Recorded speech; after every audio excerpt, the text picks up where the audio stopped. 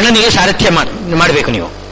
ಆ ಸಾರಥಿಯಾಗಿ ಆ ರಥಿಕನನ್ನು ಹುರಿದುಂಬಿಸಬೇಕಲ್ಲ, ಹಾಗೆ ಮಾಡೋದಲ್ಲ, ನಿಂದೆ ಮಾಡಬೇಕು. ನಿನ್ನಿಂದೇನಾಗುವುದಿಲ್ಲ ಅಂತ ಬೈಬೇಕು. ನಿನ್ನಿಂದ ನೀ ಕೆಲಸ ಮಾಡ್ಲಿಕ್ಕೆ ಬರೋದಿಲ್ಲ, ನೀನು ಹೇಳಿ, ನಿನಗೆ ಯುದ್ಧ ಮಾಡ್ಲಿಕ್ಕೆ ಬರೋದಿಲ್ಲ ಅಂತ ಈ ರೀತಿ ನಿಂದೆ ಮಾಡಬೇಕು. ನಿಂದೆ ಮಾಡಿಬಿಟ್ರೆ ಅವನ ಶಕ್ತಿ ಉತ್ಸಾಹ ಎಲ್ಲ ಕಡಿಮೆ ಆಗಿ ಬಿಡ್ತದೆ. ಆವಾಗ ನಾವು ಅವನನ್ನು ಸೋಲಿಸಬಹುದು ಅಂತೇಳಿ ಶಲ್ಯನಿಗೆ ಧರ್ಮರಾಜನು ಹೇಳ್ತಾರೆ. ಶಲ್ಯ ಆಗ್ಬೋದು ಅಂತ ಹೇಳಿದ್ರೆ ಆ ಕೆಲಸ ಮಾಡಿದ್ದಾನೆ. ಈ ಕೆಲಸ ಮೊದಲೇನೆ ಭೀಷ್ಮಾಚಾರ್ಯರು ಮಾಡಿಬಿಟ್ಟಿದ್ದಾರೆ ನೋಡಿ.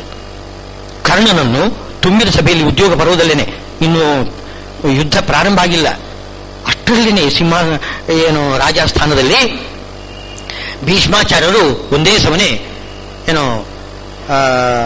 ಕರ್ಣನನ್ನು ಬೈಲಿಕ್ಕೆ ತೊಡಗಿದರು. ಎಲ್ಲವರೆಗೆ ಹೇಳಿದರು ಅಂತಂದ್ರೆ, ನೀನು ಯುದ್ಧದಲ್ಲಿ ಏನು ಪರಾಕ್ರಮ ತೋರಿಸಲಿಕ್ಕೆ ಸಾಧ್ಯನೇ ಇಲ್ಲ, ನೀನೊಬ್ಬ ಹೇಳ್ಬೋದು ನೀನು ಅತಿರಥ ಮಹಾರಥ ಅಂತ. ಖಂಡಿತ ಅಲ್ಲ, ಮಹಾರಥ ಅಲ್ಲ ನೀನು. ಮಹಾರಥ ಅಂದ್ರೆ ಅರ್ಥ ಏನು ಅಂದ್ರೆ, ಒಬ್ಬನೇ ನಿಂತುಕೊಂಡು 10,000 ಮಂದಿ ಸೈನಿಕರೊಟ್ಟಿಗೆ ಅವರ ಎದುರುಗಡೆ ಒಬ್ಬ ನಿಂತುಕೊಂಡು ಯುದ್ಧ ಮಾಡಬೇಕು. 10,000 ಸೈನಿಕರು ಅವರ ಮುಂದೆ ವೈಕಾಂಗಿಯಾಗಿ ಒಬ್ಬನೇ ನಿಂತುಕೊಂಡು ಯುದ್ಧ ಮಾಡಿದರೆ, ಯುದ್ಧ ಮಾಡುವಂತಹ ಸಾಮರ್ಥ್ಯ ಇದ್ರೆ ಅವನನ್ನು ಮಹಾರಥ ಅಂತ ಹೇಳ್ತಾರೆ. ಇನ್ನು ಅತಿರಥ ಅಂದ್ರೆ ಇನ್ನೂ ದೊಡ್ಡವನಾಗಿಬಿಡ್ತಾನೆ. ನೀನೇನು ಅತಿರಥ ಅಲ್ಲ, ಮಹಾರಥ ಅಲ್ಲ, ನೀನು ಅರ್ಧರಥ ಅಂತಂದು ಬಿಟ್ಟ, ಬೈದು ಬಿಟ್ರಂತೆ ಭೀಷ್ಮಾಚಾರ್ಯರು. ನೀನು ಅರ್ಧರಥ. ಅರ್ಧ ಅಂದ್ರೆ ಒಂದು ಭಾಗ, ಅರ್ಧ ಅಂದ್ರೆ ಸಮಾನ ಅರ್ಧ ಅಂತ ಅರ್ಥಲ್ಲ, ಏನು ಕೆಲಸಕ್ಕೆ ಬಾರದವನು ನೀನು ಅಂತ ಬೈದ್ಬಿಟ್ರಂತೆ. ಕರ್ಣ ಕೋಪದಿಂದ, ಹೌದಾ, ನೀವು ಸೇನಾಧಿಪತಿಗಳಾಗಿ ಇರುವಷ್ಟು ಕಾಲ ನಾನು ಶಸ್ತ್ರಗ್ರಹಣ ಮಾಡುವುದಿಲ್ಲ ಅಂತ ಬಿಟ್ಬಿಟ್ಟ ನೋಡಿ. ಅವರಿಗೆ ಆ ಕರ್ಣನಿಗೆ ದುರ್ಯೋಧನನ್ನು ಉಳಿಸಬೇಕು ಅಂತ ಒಂದು ಆ ಭಾವನೆ ಇಲ್ಲ. ತನಗೆ ಭೀಷ್ಮಾಚಾರ್ಯರು ಬೈದರು ಅಂತ ತಾನು ಶಸ್ತ್ರತ್ಯಾಗ ಮಾಡಿ ಕೂತ್ಕೊಂಡು ಬಿಟ್ಟಿದ್ದಾನೆ ನೋಡಿ. ಆ ಭೀಷ್ಮಾಚಾರ್ಯರ ಜೊತೆಗೆ ಕರ್ಣನು ಕೂಡ ಜೊತೆಗೆ ಸೇರಿಕೊಂಡು ಯುದ್ಧ ಮಾಡಿದ್ರೆ ಎಷ್ಟು ಲಾಭ ಆಗ್ತಾ ಇತ್ತು ದುರ್ಯೋಧನನಿಗೆ. ಆ ಕರ್ಣ ಈ ತರ ಮಾಡ್ತಾನೆ. ಕರ್ಣನೇ ದುರ್ಯೋಧನ ಅಂತಂದ್ರೆ ಗಳಸ್ಯ ಗಂಟಸ್ಯ, ಅಷ್ಟು ಪ್ರೀತಿ ಹಾಗೆ ಅಂತ ಹೇಳ್ತೇವೆ. ಆದ್ರೆ ಇಲ್ಲಿ ಅವನು ಮೋಸ ಮಾಡಿದ, ದುರ್ಯೋಧನನಿಗೆ ಮೋಸ ಮಾಡಿದ. ಹೀಗೆ ಮಾಡಿಬಿಡ್ತಾರೆ ಇವರೆಲ್ಲರೂ ಕೂಡ. ಸಂಜ್ಞಾರ್ಥಂ ನಾಯಕ, ಇವರೇ ನನಗೆ ಯಾರು ಉಪಯೋಗಕ್ಕೆ ಬರತಕ್ಕಂಥವರಲ್ಲ. ಭವಾನ್ ಭೀಷ್ಮಶ್ಚ ಕರ್ಣಶ್ಚ, ಜೊತೆಗೆ ಹಾಕ್ತಾರೆ. ಭೀಷ್ಮಶ್ಚ ಕರ್ಣಶ್ಚ ಜೊತೆಗೆ ಹಾಕಬೇಕು ಅಂತಂದ್ರೆ ಅವರಷ್ಟು ಎಣ್ಣೆಸಿಗೆ ಆಗಿದ್ದಾರೆ, ಹಾವು ಮುಂಗುಸಿ ಆಗಿದ್ದಾರೆ ಅಂತ ತೋರಿಸ್ಲಿಕ್ಕೋಸ್ಕರ ಭವಾನ್ ಭೀಷ್ಮಶ್ಚ ಕರ್ಣಶ್ಚ. ಆಮೇಲೆ ಕೃಪಶ್ಚ, ಕೃಪಾ ಹಾಗೂ ಅವರು ಬ್ರಾಹ್ಮಣರು, ಅವರಿಗಿದ್ದದ್ದೇ ಅದು ಎಂಥ ಒಂದು ಶಸ್ತ್ರ ಪರಾಕ್ರಮ ಅವರಲ್ಲಿ ಸಾಲದು. ಆಮೇಲೆ ಅಶ್ವತ್ಥಾಮಾಚಾರ್ಯರು ಅವರು ಬಹಳ ಕೋಪದಿಂದ ಏನು ಆಲೋಚನೆ ಮಾಡದೆ ಕೆಲಸ ಮಾಡತಕ್ಕಂಥವ್ರಂತೆ. ಏನು ಆ ಅಶ್ವತ್ಥಾಮ ಅವತಾರದಲ್ಲಿ ಒಂದು ವೈಶಿಷ್ಟ್ಯ, ಏನು ಆಲೋಚನೆ ಮಾಡದೆ, ಮುಂದಾಲೋಚನೆ ಇಲ್ಲದೆ ಏನಾದರೂ ಕೆಲವು ದುಡುಕಿನಿಂದ ಏನೋ ಕೆಲಸ ಮಾಡ್ತಾರೆ. ಆಮೇಲೆ ವೈರಾಗ್ಯದಿಂದ ಹೊರಟೋಗ್ಬಿಡ್ತಾರೆ. ಅಶ್ವತ್ಥಾಮಾಚಾರ್ಯ ಹಾಗೆ ಮಾಡಿದ್ರು, ಮುಂದೆ ಯುದ್ಧದಲ್ಲಿ ಹಾಗೆ ಮಾಡಿದರು. ಅವರು ಕೂಡ ಶಸ್ತ್ರತ್ಯಾಗ ಮಾಡಿಬಿಟ್ರು. ಅಶ್ವತ್ಥಾಮಾಚಾರ್ಯರು ಕೂಡ ಯುದ್ಧದಲ್ಲಿ ಶಸ್ತ್ರತ್ಯಾಗ ಮಾಡಿದರು. ಯಾಕೆ ಅಂತಂದ್ರೆ, ಕೃಷ್ಣನ ಮೇಲೆ, ಕೃಷ್ಣಾರ್ಜುನರ ರಥ ಇದೆಯಲ್ಲ, ರಥದ ಮೇಲೆ ಆಗ್ನೇಯಾಸ್ತ್ರ ಪ್ರಯೋಗ ಮಾಡಿದರು ಅಶ್ವತ್ಥಾಮಾಚಾರ್ಯರು. ಶ್ರೀಕೃಷ್ಣ ಅದನ್ನು ರಕ್ಷಣೆ ಮಾಡ್ತಾ ಇದ್ದಾನೆ. ಮಮ ಪ್ರಾಣಾಯ ಪಾಂಡವಾಹ ಅಂತ ಅವನು ಹೇಳತಕ್ಕಂಥವನು ಅರ್ಜುನ ನನ್ನ ಬಿಟ್ಟುಕೊಡ್ತಾನೆ. ಅವನು ಅವನೇ ಮಾಡಿದ. ಶ್ರೀಕೃಷ್ಣ ರಥವನ್ನು ಮೇಲಕ್ಕೆ ಹಾರಿಸಿಬಿಟ್ಟ. ಭೂಮಿ ಮೇಲೆ ಆ ಆಗ್ನೇಯಾಸ್ತ್ರ ಬರ್ತಾ ಇದೆ, ಎಲ್ಲ ಸುಟ್ಟಾಗ್ತಾ ಬರ್ತಾ ಇದೆ. ಶ್ರೀಕೃಷ್ಣ ಏನ್ ಮಾಡಿದ್ದಾನೆ, ರಥವನ್ನು ಮೇಲ್ಗಡೆ ಹಾರಿಸಿಬಿಟ್ಟಿದ್ದಾನೆ. ಕೆಳಗಡೆ ಎಲ್ಲ ಸುಟ್ಟಾಕಿ ಅಸ್ತ್ರ ವಾಪಸ್ ಹೋದ ಮೇಲೆ ರಥ ಕೆಳಗಡೆ ಇಳ್ಬಿಡ್ತು. ನೋಡಿದಾಗ ತಡೀಲಿಕ್ಕಾಗಲಿಲ್ಲ ಅಂತ ಅಶ್ವತ್ಥಾಮಾಚಾರ್ಯರಿಗೆ. ಜೋರು ಕೋಪ ಬಂದ್ಬಿಡ್ತು. ಏನು ವೈರಾಗ್ಯ ಬಂದ್ಬಿಡ್ತು. ಎಲ್ಲ ಜಿಕ್ ಮಿಥ್ಯ, ಎಲ್ಲ ಮಿಥ್ಯ ಅಂತಂದ್ಬಿಟ್ಟಂತೆ, ಎಲ್ಲ ಸುಳ್ಳು. ಎಲ್ಲ ಸುಳ್ಳು, ಕೆಲಸಕ್ಕೆ ಬಾರದಿದ್ದು. ಈ ಏನು ಅಸ್ತ್ರ ಏನು ಕೆಲಸ ಮಾಡೋದಿಲ್ಲ. ನೋಡಿ, ಅರ್ಜುನನ ರಥವನ್ನು, ಒಂದು ರಥವನ್ನು ಸುಡ್ಲಿಕ್ಕಾಗಲಿಲ್ಲ. ಒಂದು ಅಕ್ಷೋಹಿಣಿ ಸೈನ್ಯವನ್ನು ಸುಟ್ಟಾಕಿತ್ತು ಆಗ್ನೇಯ ಅಸ್ತ್ರ. ಆದ್ರೆ ಅವಳಿಗೆ ಬೇಕಾಗಿರೋದು ಕೃಷ್ಣಾರ್ಜುನ ರಥವನ್ನು ಸುಡಬೇಕು ಅಂತ ಆಲೋಚನೆ. ಅದು ಆಗಲಿಲ್ಲ. ಕೋಪ ಬಂದ್ಬಿಡ್ತು. ಎಲ್ಲ ಅಸ್ತ್ರವನ್ನು ಕೆಳಗಡೆ ಹಾಕಿಬಿಟ್ಟು ಹೊರಟೇ ಬಿಟ್ರಂತೆ ಅಶ್ವತ್ಥಾಮಾಚಾರ್ಯರು. ಹಾಗಿದ್ರೆ ದುರ್ಯೋಧನಲ್ಲಿ ಎಷ್ಟು ನಿಷ್ಠೆ ಇರಬಹುದು ಅವರಿಗೆ ಆಲೋಚನೆ ಮಾಡಿ. ಎಲ್ಲರೂ ಕೂಡ ತಮ್ಮ ತಮ್ಮ ಒಂದು ಒಂದು ಏನು ಮೇಲು ಎಮ್ಮೆಯನ್ನು ತೋರಿಸಬೇಕು, ತಾವು ದೊಡ್ಡವರಂತ ಅನಿಸಬೇಕು, ಇಷ್ಟೇ ಹೊರತು ದುರ್ಯೋಧನನಿಗೆ ನಿಷ್ಠರಾಗಿ ಅವನಿಗೆ ಜಯ ತಂದು ಕೊಡಬೇಕು ಅಂತ ಭಾವನೆ ಯಾರಿಗೂ ಕೂಡ ಇಲ್ಲ. ಅಂತಹ ಬುದ್ಧಿಯವರು ಇವರೆಲ್ಲ. ಆಮೇಲೆ ಅಶ್ವತ್ಥಾಮಾಚಾರ್ಯರಿಗೆ ಪಾಪ ಅವರಿಗೆ ತಕ್ಷಣ ವೇದವ್ಯಾಸ ಇವರು ಬಂದ್ಬಿಟ್ರು. ಬಂದು ಹೇಳಿದ್ರಂತೆ, ನೋಡು, ನೀನು ಹಾಗೆ ಕೋಪ ಮಾಡಿ ಅಶ್ವತ್ಥ್ಯಾಗ ಮಾಡಬಾರ್ದು, ನೀನು ನಿನ್ನ ಕೆಲಸ ಮಾಡಬೇಕು ನೀನು. ಅಶ್ವತ್ಥಾಮಾಚಾರ್ಯರು ತುಂಬಾ ಕೆಲಸ ಮಾಡಲಿಕ್ಕಿದೆ. ಯಾವುದದು? ಕೊನೆಗೆ ಪಾಂಡವರ ಶಿಬಿರವನ್ನು, ಪಾಂಡವರ ಸೇನಾ ಶಿಬಿರವನ್ನು ಪೂರ್ತಿ ಸುಟ್ಟು ಹಾಕತಕ್ಕಂಥ ಕೆಲಸ. ಲಯಮೂರ್ತಿಗಳು ರುದ್ರದೇವರು, ಆ ಕೆಲಸ ಅವರು ಮಾಡಬೇಕು ಅಂತ. ಅದಕ್ಕೋಸ್ಕರ ಏನೋ ವೇದವ್ಯಾಸದೇವರು ಬಂದು ಅಶ್ವತ್ಥಾಮಾಚಾರ್ಯವನ್ನು ನಿಲ್ಲಿಸಿದ್ರು. ಎಲ್ಲಿಗೆ ಹೋಗ್ತೀಯಾ? ಹೋಗ್ಬೇಡ, ಹೇಳ್ಕೊಳ್ಳು, ಶಸ್ತ್ರವನ್ನು ಎತ್ತಿಕೊಳ್ಳು, ನಿನ್ನ ಕೆಲಸ ಮಾಡಬೇಕು. ಆದರೂ ಹೇಳಿದ್ರಂತೆ, ನಾನು ಇವತ್ತು ಮಾಡೋದಿಲ್ಲ, ನಾಳೆ ಮಾಡ್ತೇನೆ ಅಂತಂದ್ಬಿಟ್ಟು ಹೊರಟು ಬಿಟ್ರಂತೆ ಅಲ್ಲಿಂದ. ಅವರಿಗೆ ತುಂಬಾ ಕೋಪ ಬಂದಿತ್ತು. ಇವತ್ತಂತೂ ಇಲ್ಲ, ನಾಳೆ ನಾನು ಶುರು ಮಾಡ್ತೇನೆ ಪುನಃ ಯುದ್ಧ ಅಂತ. ಈ ರೀತಿ ಅಶ್ವತ್ಥಾಮಾಚಾರ್ಯರು. ಆಮೇಲೆ ಇನ್ನೊಬ್ಬ ಬರ್ತಾನೆ ವಿಕರ್ಣ. ವಿಕರ್ಣ ಅಂತ ಗೊತ್ತು, ಅವನೇನೋ ದಂಭಾಚಾರಕ್ಕಾಗಿ ಏನ್ ಬೇಕಾದ್ರೂ ಮಾಡ್ತಾನೆ. ಆದ್ರಿಂದ ಅಶ್ವತ್ಥಾಮ ವಿಕರ್ಣಶ್ಚ ಸೋಮದತ್ತಿ, ಅಲ್ಲಿ ಭೂರಿಶ್ರವ, ಸೋಮದತ್ತನ ಮಗ ಭೂರಿಶ್ರವ. ಅವನೊಬ್ಬ ಸಾಮಾನ್ಯ ಏನು ವೀರ, ದೊಡ್ಡ ವೀರ ಏನಲ್ಲ. ಈ ಇಷ್ಟೇ ಹೆಸರು ಹೇಳ್ತಿದ್ದಾನೆ ನೋಡಿ. 11 ಅಕ್ಷೋಹಿಣಿ ಸೈನ್ಯದಲ್ಲಿ ಹೆಸರು ಹೇಳುವುದಷ್ಟು ಭವಾನ್, ಭವಾನ್ ಅಂದರೆ ದ್ರೋಣಾಚಾರ್ಯರು, ಭೀಷ್ಮಾಚಾರ್ಯರು, ಕರ್ಣ, ಕೃಪ, ಅಶ್ವತ್ಥಾಮ, ವಿಕರ್ಣ, ಭೂರಿಶ್ರವ, 7 ಜನ ಹೆಸರು ಹೇಳ್ತಿದ್ದಾನೆ. ಅಲ್ಲಿ 7 ಅಕ್ಷೋಹಿಣಿ ಸೈನ್ಯದಲ್ಲಿ ನೋಡಿ ಎಷ್ಟು ಹೆಸರು ಹೇಳ್ತಿದ್ದಾನೆ. ಏನೋ ಸಾತ್ಯಕಿ, ವಿರಾಟ, ದ್ರುಪದ, ದೃಷ್ಟಕೇತು, ಚೇಕಿತಾನ, ಕಾಶಿರಾಜ, ಪುರುಜಿತ್, ಕುಂತಿಭೋಜ, ಶೈಬ್ಯ, ಆಮೇಲೆ ಯುಧಾಮನ್ಯು, ಉತ್ತಮೋಜ, ಸೌಭದ್ರ, ದ್ರೌಪದಿಯರು 5 ಮಂದಿ. ಒಟ್ಟು 12, 5, 17 ಮಂದಿ. ಇಲ್ಲಿ 7 ಮಂದಿ ಹೇಳ್ತಿದ್ದಾನೆ, ಅಲ್ಲಿ 17 ಮಂದಿ ಏನು ಹೇಳ್ತಿದ್ದಾನೆ. ಅವನಿಗೆ ಭಯ ಆಗಿದೆ, ದುರ್ಯೋಧನನಿಗೆ ಭಯದಿಂದ ಹೇಗೆ ಹೇಳ್ತಾ ಇದ್ದಾನೆ. ಅನ್ಯೇಜ ಭಾವಶೂರ ಅಂತ ಸಾಮಾನ್ಯನೇ ಹೇಳಿಬಿಡ್ತಾನೆ ಉಳಿದವರನ್ನು. ಭಾವಶೂರ, ಎಲ್ಲರೂ ಶೂರರು ಹೌದು, ಶೌರ್ಯ ಇದೆ, ನಿಷ್ಠೆ ಇಲ್ಲ. ನನಗೆ ಅದೇ ಅವನಿಗೆ ಬೇಕಾಗಿರೋದು ಅದು. ಶೌರ್ಯ ಬೇಕಾಗಿಲ್ಲ, ಮುಖ್ಯವಾಗಿ ನಿಷ್ಠೆ ಬೇಕು. ಹೌದಲ್ಲ, ಮದರ್ಥೆ ತೆಕ್ತ ಜೀವಿತ ಅಂತ ಇದೆಯಲ್ಲ, ಹೌದು, ಮದರ್ಥೆ ತೆಕ್ತ ಜೀವಿತ ಅಂತ ಹೇಳ್ತಿದ್ದಾನೆ. ಆದ್ರೆ ಅರ್ಥ ಏನೋ, ಪ್ರಾಣ ಮಾತ್ರ ಬಿಡ್ತಾರೆ, ಜಯ ತಂದು ಕೊಡ್ತಕ್ಕಂಥದ್ದು ನನಗೆ ಏನು ಭರವಸೆ ಇಲ್ಲ. ಎಲ್ಲರೂ ಪ್ರಾಣ ಬಿಡ್ತಾರೆ ನನಗಾಗಿ, ಅದು ಸರಿ. ಮದರ್ಥೆ ತೆಕ್ತ ಜೀವಿತಾ ನಾನಾ ಶಸ್ತ್ರ ಪ್ರಹರಣಾ ಸರ್ವೇ ಯುದ್ಧ ವಿಶಾರದಾ ಅಂತೆಲ್ಲ ಹೇಳಿಬಿಟ್ಟು ಆಮೇಲೆ ಹೇಳ್ತಿದ್ದಾನೆ, ಅಪರ್ಯಾಪ್ತಂ ತದಸ್ಮಾಕಂ ಬಲಂ ಭೀಷ್ಮಾಭಿರಕ್ಷಿತಂ. ಒಂದು ಮಾತು, ನಮ್ಮ ಸೈನ್ಯ ಏನು ಕಡಿಮೆಯದ್ದಲ್ಲ, 11 ಅಕ್ಷೋಹಿಣಿ ಅಪರ್ಯಾಪ್ತ ಅಂತ. ಅಪರ್ಯಾಪ್ತ ಅಂತಂದ್ರೇನು? ಪರ್ಯಾಪ್ತಿ ಅಂದರೆ ಪರಿಮಿತಿ, ಪರಿಮಿತಿ ಇಲ್ಲ, ಅಪರಿಮಿತವಾಗಿದೆ. ನಮ್ಮ ಸೈನ್ಯ ಅಪರಿಮಿತವಾಗಿದೆ. ಅದಕ್ಕೆ ರಕ್ಷಣೆ ಮಾಡ್ಲಿಕ್ಕಂತಕ್ಕಂಥವ್ರು ಯಾರು? ಭೀಷ್ಮಾಚಾರ್ಯ ಇದ್ದಾರೆ. ಪರ್ಯಾಪ್ತಂತದೆ ಬೇತೇಶಾಂ. ಈ ಪಾಂಡವರ ಸೈನ್ಯ ಇದೆಯಲ್ಲ, ಅದು ಮಾತ್ರ ಪರ್ಯಾಪ್ತ. ಅದು ಹೆಚ್ಚಿಗೆ ಏನಿಲ್ಲ, ಬರೀ 7 ಅಕ್ಷೋಹಿಣಿ ಸೈನ್ಯ ಇದೆ ಅಷ್ಟೇ, ಪರ್ಯಾಪ್ತ. ಬಲಂ ಭೀಮ ಅಭಿರಕ್ಷಿತಂ, ಅದು ಭೀಮನಿಂದ ಅಭಿರಕ್ಷಿತವಾಗಿದೆ. ಯಾತಕ್ಕೆ? ಪರ್ಯಾಪ್ತಂ ಅಪರ್ಯಾಪ್ತಂ ಸಾಕಾಗಿತ್ತು. ಅಲ್ಲಿ ಭೀಷ್ಮಾಭಿರಕ್ಷಿತಂ, ಅಲ್ಲಿ ಭೀಮಾಭಿರಕ್ಷಿತಂ ಅಂತ ಹೇಳ್ತಿದ್ದಾನೆ. ಅಲ್ಲಿ ಶಬ್ದದ ಅರ್ಥ ನೋಡಿ, ಭೀಷ್ಮ ಭೀಮ ಶಬ್ದಕ್ಕೆ ಎರಡಕ್ಕೂ ಅರ್ಥ ಒಂದೇ. ಭೀಷ್ಮ ಅಂದ್ರೇನು? ಭಯಂಕರ. ಭೀಮ ಅಂದ್ರೂ ಭಯಂಕರ, ಎರಡೂ ಅರ್ಥ ಒಂದೇ. ಅಲ್ಲಿ ಭೀಷ್ಮ, ಇಲ್ಲಿ ಭೀಮ. ಆದರೆ ಅದು ಅಪರ್ಯಾಪ್ತ, ಇದು ಪರ್ಯಾಪ್ತ. ಭೀಷ್ಮಾಚಾರ್ಯರ ಸೈನ್ಯ ಉಂಟಲ್ಲ, ಅದು ಪರ್ಯಾಪ್ತ ಅಲ್ಲ. ಪರ್ಯಾಪ್ತ ಅಂದ್ರೆ ಇನ್ನೊಂದು ಅರ್ಥ ಇದೆ. ಪರ್ಯಾಪ್ತ ಅಂದ್ರೇನು? ಸಾಕು ಅಂತ ಅನಿಸ್ಬೇಕು. ಅಪರ್ಯಾಪ್ತ ಅಂದ್ರೆ ಸಾಲದು. ಪರ್ಯಾಪ್ತ ಅಂದ್ರೆ ಸಾಕಾಗ್ತದೆ, ಅಪರ್ಯಾಪ್ತ ಅಂತಂದ್ರೆ ಸಾಲದು. ಯುದ್ಧದಲ್ಲಿ ನನಗೆ ಜಯ ತಂದು ಕೊಡ್ಲಿಕ್ಕೆ ನಮ್ಮ ಸೈನ್ಯ ಏನೂ ಸಾಲದು.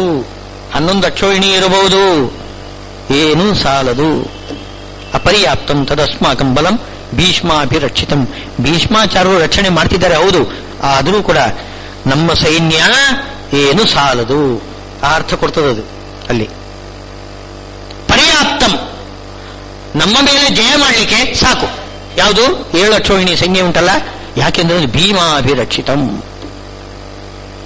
ಭೀಮಾಭಿರಕ್ಷಿತಂ, ಭೀಮ ರಕ್ಷಣೆ ಮಾಡ್ತಿದ್ದಾರೆ.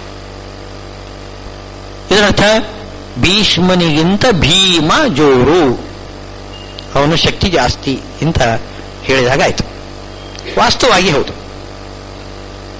ಭೀಮನ ಮುಂದೆ ಏನು ಭೀಷ್ಮ ಉಪಯೋಗ ಇಲ್ಲ. ದೊಡ್ಡವರು ಪಿತಾಮಹರು ಅಷ್ಟೇ. ಭೀಮ ಎಂಬ ಶಬ್ದದಲ್ಲಿ ನೋಡಿ, ಭೀಮ ಅಂದ್ರೆ ಭಯ ಬೇಡ ಅಂತ ಹೇಳತಕ್ಕಂಥವನು ಯಾರು? ಭೀಮ. ತಮ್ಮ ಸೈನ್ಯದವರಿಗೆ, ತಮ್ಮ ಕಡೆಯವರಿಗೆ ಭಯ ಪಡಬೇಡಿ, ನಾನಿದ್ದೇನೆ ಅಂತ ಹೇಳತಕ್ಕಂಥವನವನು ಭೀಮ. ಭೀಷ್ಮಾಚಾರ್ಯರು ಭಯಂಕರ ಆಗಿರಬಹುದು, ಆದರೆ ತಮ್ಮ ಸೈನ್ಯದವರಿಗೆ ಭೀಮ ಅಂತ ಹೇಳಾರರು. ಅಲ್ಲಿ ಮಧ್ಯದಲ್ಲಿ ಶಕಾರ ಮುಂದೆ ಸೇರ್ಕೊಂಡಿದೆ ನೋಡಿ. ಅಲ್ಲಿ ಆ ರೀತಿಯವರು ಏನು ಅಭಯ ನೀಡಲಾರರು. ಅಭಯ ನೀಡಬೇಕು ಅಂತಂದ್ರೆ ಭೀಮಸೇನ ದೇವರೇ ಸರಿ. ತಮ್ಮ ಸೈನ್ಯಕ್ಕೆ ಅವರು ಅಭಯ ನೀಡ್ತಾರೆ. ಭೀಷ್ಮಾಚಾರ್ಯರು ತಮ್ಮ ಸೈನ್ಯಕ್ಕೆ ಅಭಯ ನೀಡುವುದಿಲ್ಲ. ಭಯಂಕರರಾಗಿರಬಹುದು ಸ್ವಲ್ಪ ಕಾಲ, ಭೀಷ್ಮರಾಗಿರ್ತಾರೆ. ತದಸ್ಮಾಕಂ ನಮ್ಮ ಸೈನ್ಯ ಅಪರ್ಯಾಪ್ತಂ. ಭಯಪಟ್ಟಿದ್ದಾನೆ, ತುಂಬಾ ಭಯಪಟ್ಟಿದ್ದಾನೆ. ಅದನ್ನೇ ಆ ಅರ್ಜುನನ್ನು ದುರ್ಯೋಧನನನ್ನು ಹೋಲಿಸಲಿಕ್ಕೋಸ್ಕರ ಈ ರೀತಿ ಮೊದಲಿಗೆ ವೇದವ್ಯಾಸದೇವರು ಇಲ್ಲಿ ಹೇಳ್ತಾ ಇದ್ದಾರೆ ನೋಡಿ. ಆ ಅರ್ಜುನ ಎಂಥ ಆ ಒಂದು ಧೈರ್ಯ, ಅವನಿಗೆ ವಿಶ್ವಾಸ ಇದೆ, ಪರಮಾತ್ಮನ ಅನುಗ್ರಹ ಪಾತ್ರ ನಾನು ಅಂತನ್ನತಕ್ಕಂತಹ ಒಂದು ಆತ್ಮಬಲ, ಶೌರ್ಯ, ಪರಾಕ್ರಮ ಎಲ್ಲ ಅರ್ಜುನನಲ್ಲಿ ಕಾಣುತ್ತದೆ. ದುರ್ಯೋಧನ ನೋಡಿ ಭಯ ಪಡ್ತಾ ಇದ್ದಾನೆ. ಕೇವಲ ಭಯ, ತನಗೆ ಭೂಮಿ ಸಿಗಬೇಕು, ಆ ನೆಲ ಸಿಗಬೇಕು, ಅದಕ್ಕೋಸ್ಕರ ಆ ಸಜ್ಜನರ ಮೇಲೆ ಆಕ್ರಮಣ ಮಾಡಿ ತಾನು ಜಯ ಪಡಿಬೇಕು ಅಂತ ಹೊರಟಿದ್ದಾನೆ. ಜಯದ ಆಸೆ ಮಾತ್ರ ಬಹಳ ದೂರದಲ್ಲಿದೆ, ಭಯ ಪಡ್ತಾ ಇದ್ದಾನೆ. ನೋಡಿ ಅವನ ಅವಸ್ಥೆ. ಹೀಗೆ ಹೇಳ್ತಾ ಇದ್ದಾನೆ. ಯುದ್ಧದಲ್ಲಿ ಇದು ಕೂಡುದು. ಯುದ್ಧದಲ್ಲಿ ಯಾವತ್ತೂ ಕೂಡ ಉತ್ಸಾಹದಿಂದ ಶತ್ರುವಿನ ಮೇಲೆ ಜಯ ಸಂಪಾದನೆ ಮಾಡ್ತೀನಿ ಅಂತಲೇ ಹೊರಡಬೇಕು. ಭಯದಿಂದ ಹೊರಟ್ರೆ ಅದು ಯುದ್ಧ ಅಂತ ಅನಿಸುವುದಿಲ್ಲ, ಅದು ಯುದ್ಧನೇ ಅಲ್ಲ. ಅದು ಶತ್ರುವಿನ ನಾಶ ಯಾವ ರೀತಿಯಿಂದ ಮಾಡಬೇಕು ಅಂತಂದ್ರೆ ಈ ರೀತಿ ಬೇರೆ ರೀತಿಯಿಂದ ಮಾಡಬಾರದು. ಏನು, ಧೈರ್ಯದಿಂದ ಹೋರಾಡಿ ಶತ್ರುವಿನ ಮೇಲೆ ಜಯ ಸಂಪಾದನೆ ಮಾಡಬೇಕು. ದುರ್ಯೋಧನಲ್ಲಿ ಆ ಬುದ್ಧಿಯೇ ಇಲ್ಲ. ಅವನು ಏನಾದರೂ ಮಾಡಿ ಅವರನ್ನು ನಾಶ ಮಾಡಬೇಕು ಅಂತಷ್ಟೇ ಹೊರತು ಏನು ನಿರ್ಭಯವಾಗಿ ಹೋರಾಡಬೇಕು ಆ ಭಾವನೆ ಅವನಲ್ಲಿ ಇಲ್ಲ. ಭಯ ಬಂದುಬಿಟ್ಟಿದೆ. ಇದನ್ನು ಹೇಳಿ ಕೊನೆಗೆ ಹೇಳ್ತಿದ್ದಾನೆ, ಅಯನೇಷು ಸರ್ವೇಷು ಯಥಾಭಾಗಂ ಅವಸ್ಥಿತಾ ಭೀಷ್ಮಮೇವ ಅಭಿರಕ್ಷಂತು ಭವಂತ ಸರ್ವ ಏವ ಹಿ. ನೀವು ಮಾಡಬೇಕಾದ್ದು ಏನು ಅಂತಂದ್ರೆ, ದ್ರೋಣಾಚಾರ್ಯಗೆ ಹೇಳ್ತಕ್ಕಂತಹ ಮಾತಿದು, ನೀವು ಭೀಷ್ಮಾಚಾರ್ಯನ ರಕ್ಷಣೆ ಮಾಡಬೇಕು. ಅಷ್ಟಾದ್ರೂ ಮಾಡಿ. ಕೊನೆಗೆ ನೀವು ಏನು ಹೇಳ್ತಾರಲ್ಲ, ಅಫೆನ್ಸಿವ್ ಆಗಿ ಏನು ಮಾಡ್ಲಿಕ್ಕೆ ಬರೋದಿಲ್ಲ, ಡಿಫೆನ್ಸಿವ್ ಆಗಿ ಆದ್ರೂ ನೀವು ಮಾಡಬೇಕು. ನೀವು ಪಾಂಡವರ ಮೇಲೆ ನೀವೇನು ಹಾರಬೇಕಾಗಿಲ್ಲ, ಬೇಡ. ನೀವು ನಮ್ಮನ್ನು ರಕ್ಷಣೆ ಮಾಡಿಕೊಳ್ಳಿ. ನೀವು ನಮ್ಮ ನಾಯಕ ಇದ್ದಾನಲ್ಲ ಭೀಷ್ಮ, ಅವರನ್ನು ನೀವು ರಕ್ಷಣೆ ಮಾಡಿ. ಇದು ದ್ರೋಣಾಚಾರ್ಯಗೆ ಎಷ್ಟು ಅಪಮಾನಕರವಾಗಿರತಕ್ಕಂತಹ ಮಾತು ನೋಡಿ. ಭೀಷ್ಮಮೇವ ಅಭಿರಕ್ಷಂತು. ಅಷ್ಟು ಮಾತ್ರ ಮಾಡಿ ಸಾಕು ಅಂತ ಹೇಳ್ತಿದ್ದಾರೆ. ಭೀಷ್ಮಮೇವ ಅಭಿರಕ್ಷಂತು ಭವಂತ ಸರ್ವ ಏವ ಹಿ. ಇಷ್ಟಾದಾಗ ನೋಡ್ತಾ ಇದ್ದಾರೆ ಭೀಷ್ಮಾಚಾರ್ಯರು. ತುಂಬಾ ಹೆದರಿ ಬಿಟ್ಟಿದ್ದಾನೆ ದುರ್ಯೋಧನ, ತುಂಬಾ ಹೆದರಿ ಬಿಟ್ಟಿದ್ದಾನೆ. ಏನೋ ಭೀಷ್ಮಮೇವ ಅಭಿರಕ್ಷಂತು ಅಂತ ಹೇಳ್ತಾ ಇದ್ದಾನೆ ಅಂದ್ರೆ ಭೀಷ್ಮರಿಗೂ ಕೂಡ ರಕ್ಷಣೆಯ ಅವಶ್ಯಕತೆ ಇದೆ ಅಂತ ಹೇಳಿದಾಗಾಯ್ತು. ದ್ರೋಣಾಚಾರ್ಯರು ಮಾಡುವುದು ಅಷ್ಟೇನೆ, ಅದಕ್ಕಿಂತ ಹೆಚ್ಚಿಗೆ ಅವರಿಗೆ ಏನು ಮಾಡ್ಲಿಕ್ಕೆ ಆಗುವುದಿಲ್ಲ. ಭೀಷ್ಮರು ಕೂಡ ಏನು ಮಾಡಲಾರರು, ನೀವು ಅವರಿಗೆ ರಕ್ಷಣೆ ಕೊಡಬೇಕು. ಅಂತೂ ತುಂಬಾ ಹೆದರಿ ಬಿಟ್ಟಿದ್ದಾನೆ ದುರ್ಯೋಧನ. ತಾನು ಸೇನಾಧಿಪತಿಯಾಗಿ ತನ್ನ ಕರ್ತವ್ಯ ತಾನು ಮಾಡಬೇಕು. ಭೀಷ್ಮಾಚಾರ್ಯರು ಆಲೋಚನೆ ಮಾಡ್ತಾರೆ. ದುರ್ಯೋಧನನಿಗೆ ಸ್ವಲ್ಪ ಸಮಾಧಾನ ಆಗಬೇಕು ಅಂತ ಅಂದ್ಕೊಂಡು ಅವರೇನ್ ಮಾಡ್ತಾರೆ, ತಸ್ಯ ಸಂಜನೆಯನ್ನು ಹರ್ಷಂ ಕುರುವೃದ್ಧ ಪಿತಾಮಹ ಸಿಂಹನಾದಂ ವಿನದ್ಯ ಉಚ್ಚೈ ಶಂಖಂ ದದ್ಮೌ ಪ್ರತಾಪವಾನ್. ಭೀಷ್ಮಾಚಾರ್ಯರು ಏನು ಮಾಡಿದ್ರು, ತಸ್ಯ ಸಂಜನೆಯನ್ನು ಹರ್ಷಂ, ಆ ದುರ್ಯೋಧನನಿಗೆ ಹರ್ಷ ಉತ್ಸಾಹ ಬರುವ ಹಾಗೆ ಏನು ಮಾಡಿದರು, ಸಿಂಹನಾದ ಮಾಡಿದರಂತೆ. ಪ್ರಾರಂಭದಲ್ಲಿ ಸಿಂಹನಾದ ಮಾಡಿ ಶಂಖ ಏನು ಊದಿದ್ರಂತೆ, ಶಂಖನಾದ ಮಾಡಿದರು. ಇದು ಯುದ್ಧ ಪ್ರಾರಂಭ ಅಂತ ಅರ್ಥ. ನಾವು ಯುದ್ಧ ಪ್ರಾರಂಭ ಮಾಡಬೇಕು. ಆವಾಗ ದುರ್ಯೋಧನಿಗೆ ಅಂದ್ರೆ ಅವರು ಯುದ್ಧ ಪ್ರಾರಂಭ ಮಾಡಿ, ಪಾಂಡವರು ಯುದ್ಧ ಪ್ರಾರಂಭ ಮಾಡಿ ನಮ್ಮ ಮೇಲೆ ಬೀಳುವಾಗ ನಮ್ಮನ್ನು ನಾವು ರಕ್ಷಣೆ ಮಾಡಿಕೊಳ್ಳಿಕ್ಕೆ ತೊಡಗುವುದಲ್ಲ, ನಾವಾಗಿ ಅವರ ಮೇಲೆ ಯುದ್ಧ ಸಾರಬೇಕು. ನಾವು ಹಾಗೆ ಮಾಡ್ತಾ ಇದ್ದೇವೆ ಎಂತನತ ಆ ದುರ್ಯೋಧನನಿಗೆ ಮನಸ್ಸಿಗೆ ಸಮಾಧಾನ ಆಗಲಿ. ಅದಕ್ಕೋಸ್ಕರ ಭೀಷ್ಮಾಚಾರ್ಯರು ತಾವೇ ಮೊತ್ತ ಮೊದಲಿಗೆ ಸಿಂಹನಾದ ಮಾಡಿ ಶಂಖಧ್ವನಿ ಮಾಡಿದರು. ತಸ್ಯ ಸಂಜನೆಯನ್ನು ಹರ್ಷಂ ಕುರುವೃದ್ಧ ಪಿತಾಮಹ ಸಿಂಹನಾದಂ ವಿನದ್ಯ ಉಚ್ಚೈ ಶಂಖಂ ದದ್ಮೌ ಪ್ರತಾಪವಾನ್. ಇಲ್ಲಿ ಮೇಲ್ಗಡೆ ಏನು ಮೇಲ್ನೋಟಕ್ಕೆ ಹೀಗೆ ಕಾಣಿಸ್ತದೆ. ಭೀಷ್ಮಾಚಾರ್ಯರು ವಾಸ್ತವದಲ್ಲಿ ಏನು ಮಾಡಿದರು ಅಂತಂದ್ರೆ ದುಷ್ಟರ ದಮನ ಆಗಲಿ ಅಂತ ಭಗವಂತನನ್ನು ಪ್ರಾರ್ಥನೆ ಮಾಡ್ತಾ ಇದ್ದಾರೆ. ದುಷ್ಟರ ದಮನ ಆಗಲಿ. ಸಿಂಹನಾದ, ಸಿಂಹನಾದ ಶಬ್ದನ ಹಾಕಿದ್ದಾರೆ ನೋಡಿ. ಸಿಂಹನಾದ ಅಂತಂದ್ರೆ ಸಿಂಹ ಎಂಬುವ ನಾದ, ಸಿಂಹ ಮಾಡ್ತಕ್ಕಂಥ ನಾದ ಅಲ್ಲ. ಸಿಂಹ ಗರ್ಜನೆ ಮಾಡ್ತದಲ್ಲ, ಸಿಂಹ ಮಾಡ್ತಕ್ಕಂಥ ನಾದ ಅದಲ್ಲ. ಸಿಂಹ ಎಂಬ ನಾದ ಶಬ್ದ ಅಂದ್ರೆ ನರಸಿಂಹ ಮಂತ್ರ. ನರಸಿಂಹ ಮಂತ್ರವನ್ನು ಉಚ್ಚಾರ ಮಾಡಿದ್ದಾರೆ. ನರಸಿಂಹಾದಿಗ ಮನ್ಯತ್ತು ದುರಿತಾದಿ ನಿವೃತ್ತಯೇ ಅಂತ. ಪಾಪ ಸೈನ್ಯ ಉಂಟಲ್ಲ, ನಮ್ಮ ಪಾಪ ಸೈನ್ಯ ಇದೆಯಲ್ಲ, ಅದೆಲ್ಲ ನಾಶ ಆಗಬೇಕು. ಅದೆಲ್ಲ ನಾಶ ಆಗ್ಲಿಕ್ಕೋಸ್ಕರ ದುರಿತ ನಿವೃತ್ತಿ ಮಾಡತಕ್ಕಂಥದ್ದು ಯಾವುದು ಅಂತಂದ್ರೆ ದುರಿತ ಕೋಟಿಯ ತರಿದು ಏನೋ ಸೌಭಾಗ್ಯವನ್ನು ಕೊಡ್ತಕ್ಕಂಥದ್ದು ಯಾವುದು ನರಸಿಂಹ ಮಂತ್ರ ಒಂದಿರಲು ಸಾಕು. ಅಂಥ ಒಂದು ನರಸಿಂಹ ಮಂತ್ರವನ್ನು ಅವರು ಹೇಳಿದರು. ಯಾಕೆ ಅಂತಂದ್ರೆ ಪ್ರತಾಪವಾನ್, ಪ್ರತಾಪ, ತುಂಬಾ ಪ್ರತಾಪವುಳ್ಳವರು ಭೀಷ್ಮಾಚಾರ್ಯರು. ಹೌದು, ಅದು ಇಲ್ಲ ಅಂತೇನಿಲ್ಲ. ಆದರೆ ಪ್ರ ಅಂತನ್ನೋದು ಪರಮಾತ್ಮನ ಹೆಸರು. ಪ್ರ ಅಂತ ಒಂದು ಪರಮಾತ್ಮನಿಗೆ ಹೆಸರಿದೆ. ಏಕಾಕ್ಷರ ಕೋಶ ತೆಗೆದು ನೋಡಿದರೆ ಪ್ರ ಎಂಬುದಾಗಿ ಪರಮಾತ್ಮ. ಈಗ ವಿ ಅಂತಂದ್ರೆ ಪರಮಾತ್ಮ, ಹಾಗೆ ಪ್ರ ಅಂತಂದ್ರು ಪರಮಾತ್ಮ. ಆ ಪ್ರತಾಪವಾನ್, ಪ್ರ ಅಂದ್ರೆ ಏನು ಪರಮಾತ್ಮನ ಉದ್ದೇಶವಾಗಿ ತಾಪ ಅಂದ್ರೆ ತಪಸ್ಸು. ತಪ ಅಂದ್ರು ತಾಪ ಅಂದ್ರು ಅರ್ಥ ಒಂದೇ. ಪರಮಾತ್ಮನ ಕುರಿತು ತಪಸ್ಸು ಮಾಡಿರ್ತಕ್ಕಂಥವ್ರು ಭೀಷ್ಮಾಚಾರ್ಯರು ತುಂಬಾ ತಪಸ್ಸು ಮಾಡಿದ್ದಾರೆ. ಪ್ರತಾಪವಾನ್, ತಪಸ್ಸುಗಳು, ಪರಮಾತ್ಮನ ಕುರಿತು ತುಂಬಾ ತಪಸ್ಸು ಮಾಡಿರ್ತಕ್ಕಂಥವರು. ಅವರು 800 ವರ್ಷದ ಆಯುಷ್ಯದಲ್ಲಿ ಅರ್ಧ ಆಯುಷ್ಯ ವಿದ್ಯಾಭ್ಯಾಸದಲ್ಲಿ ಕಳೆದಿದ್ದಾರೆ. ತದ್ದಿ ತಪಃ, ಅದೇ ದೊಡ್ಡ ತಪಸ್ಸು. ಅಷ್ಟು ದೀರ್ಘವಾಗಿ ತಪಸ್ಸು ಮಾಡಿರತಕ್ಕಂಥದ್ದು ನಮ್ಮ ಮಹಾಭಾರತದಲ್ಲಿ ಇನ್ನೆಲ್ಲೂ ಅಂತ ಇನ್ನೊಬ್ಬ ವ್ಯಕ್ತಿ ಕಾಣುತ್ತಿಲ್ಲ. ಭೀಷ್ಮಾಚಾರ್ಯರು ಎಷ್ಟು ತಪಸ್ಸು ಮಾಡಿದ್ದಾರೆ ಗೊತ್ತೇ, ಅಧ್ಯಯನ ಎಷ್ಟು ಮಾಡಿದ್ದಾರೆ. ಪ್ರತಾಪವಾನ್, ಪರಮಾತ್ಮನಲ್ಲಿ ಕುರಿತು ತಪಸ್ಸು ಮಾಡಿರತಕ್ಕಂಥವರು. ಕುರು ವೃದ್ಧ, ಕುರುಗಳಲ್ಲಿ ವೃದ್ಧರಾಗಿರ್ತಕ್ಕಂಥವರು ಪಿತಾಮಹರು ಅಂತ. ಪಿತಾಮಹ ಶಬ್ದ, ಈ ಪಿತಾಮಹ ಶಬ್ದ ಸಾಮಾನ್ಯವಾಗಿ ಅದು ಬ್ರಹ್ಮದೇವರ ಹೆಸರು. ಬ್ರಹ್ಮದೇವರ ಹೆಸರು. ಅವರು ಪಿತಾಮಹರು, ಜಗತ್ತಿಗೆ ಪಿತಾಮಹರು, ಸೃಷ್ಟಿಕರ್ತರು.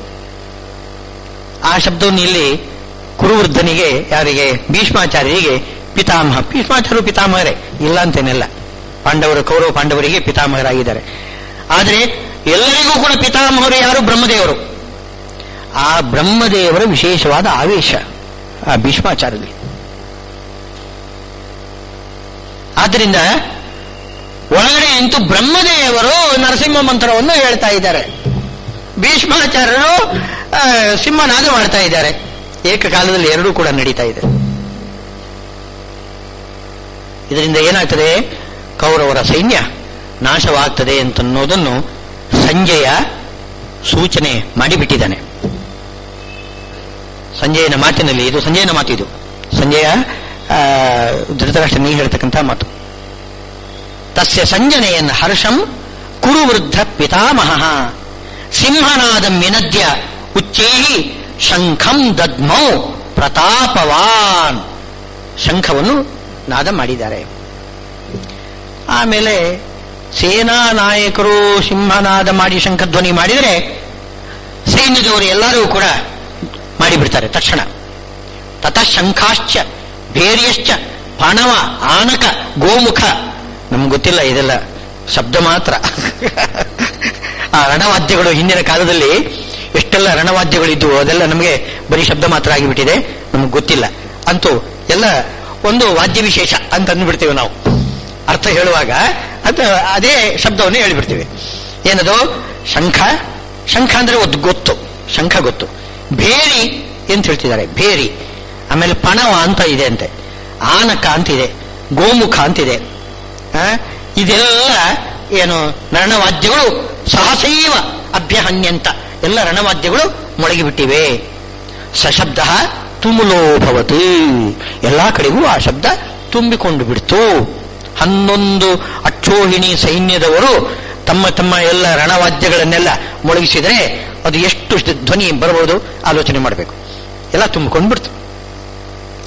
ತತಶ್ವೇತೈ ಹೈರಿಯುಕ್ತೈ ಮಹತಿ ಸ್ಯಂದನೆ ಸ್ಥಿತೋ ಮಾಧವ ಪಾಂಡವಶ್ಚೈವ ದಿವ್ಯೌ ಶಂಖೌ ಪ್ರದತ್ಮತು.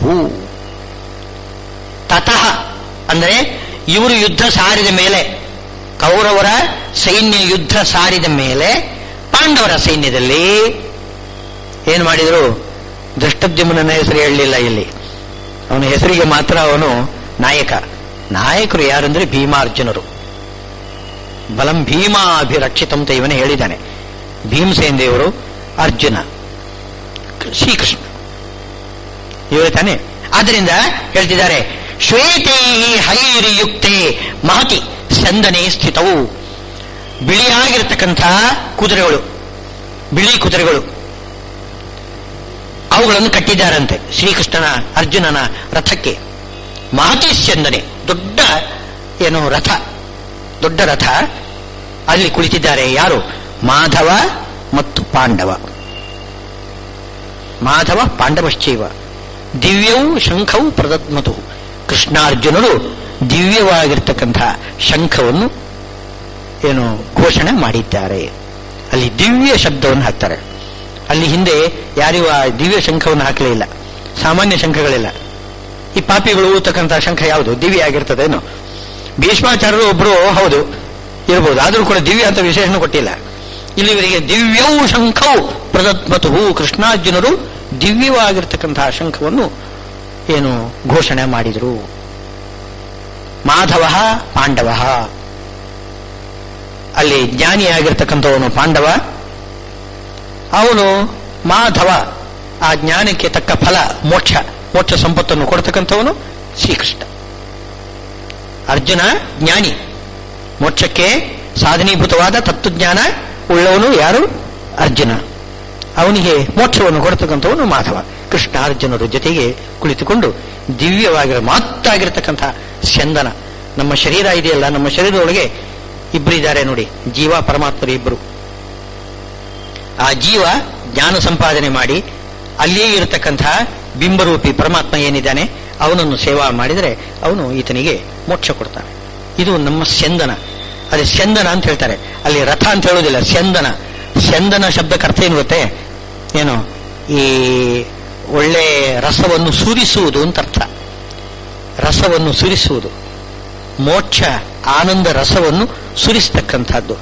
ಏನು, ತತ್ವಜ್ಞಾನ ರಸವನ್ನು ಸುರಿಸ್ತಕ್ಕಂಥದ್ದು, ಉಂಟು ಮಾಡಿಕೊಡ್ತಕ್ಕಂಥದ್ದು. ಅದು ಯಾವುದಂದ್ರೆ ಸ್ಯಂದನ. ನಮ್ದು ಸಾಧನ ಶರೀರ, ಅದಕ್ಕೋಸ್ಕರ ಸ್ಯಂದನ ಅಂತ ಕರೆದಿದ್ದಾರೆ. ಮಹತಿ ಸ್ಯಂದನೇ ಸ್ಥಿತವು. ಮಹತಿ ರಥೆ ಅಂತ ಹೇಳುವುದಿಲ್ಲ, ಸ್ಯಂದನ ಅಂತ ಹೇಳ್ತಾರೆ. ನಮ್ಮ ಶರೀರನೂ ಹಾಗೆ. ಆ ಶರೀರದ ಒಂದು ರೂಪಕವನ್ನು ತಿಳಿಸಲಿಕ್ಕೋಸ್ಕರನೇ ಆ ಶಬ್ದನ ಹಾಕಿದ್ದಾರೆ. ಶರೀರದಲ್ಲಿ ತತ್ವಜ್ಞಾನದ ಅಮೃತದ ರಸವನ್ನು, ಹಾಗೆ ಮೋಕ್ಷಾಖ್ಯ ಆನಂದದ ರಸವನ್ನು ಸುರಿಸ್ತಕ್ಕಂಥ ಯಾವುದು ಸಾಧನ ಶರೀರ. ಆ ಶರೀರದ ಒಳಗಡೆ ಮಾಧವ ಪಾಂಡವ ಇಬ್ಬರು ಇದ್ದಾರೆ. ಮಾಧವ ಬಿಂಬರೂಪಿ ಪರಮಾತ್ಮ, ಅವನು ಮಾಧವ, ಮೋಕ್ಷಕ್ಕೆ ಅಧಿಪತಿಯಾಗಿರ್ತಕ್ಕಂಥವನು. ಮಾಧವ ಲಕ್ಷ್ಮೀಪತಿ ಶಬ್ದಕ್ಕರ್ಥ. ಮಾಧವ ಅಂದ್ರೆ ಲಕ್ಷ್ಮೀಪತಿ. ಲಕ್ಷ್ಮಿ ಅಂತಂದ್ರೆ, ಮೋಕ್ಷ ಅಂದ್ರೆ ಏನು? ಲಕ್ಷ್ಮಿ ಸಾಕ್ಷಾತ್ ಲಕ್ಷ್ಮೀನೇ.